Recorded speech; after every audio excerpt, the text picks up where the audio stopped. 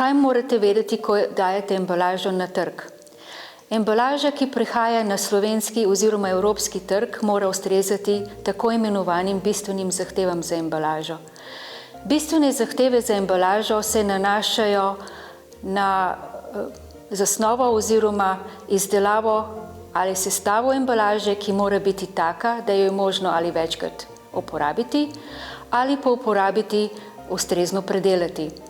Med ustrezne predelave spadajo osnovna predelava oziroma reciklaža, energetska predelava ali kompostiranje, če je embalaža biorazgradljiva.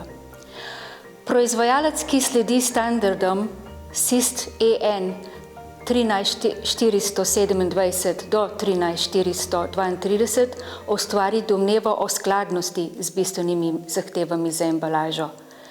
Na GZS smo pripravili enostaven vodnik skozi te zahteve in tudi odločbe komisije 97/129, ki govori o primernem oziroma ustreznem označevanju embalaže.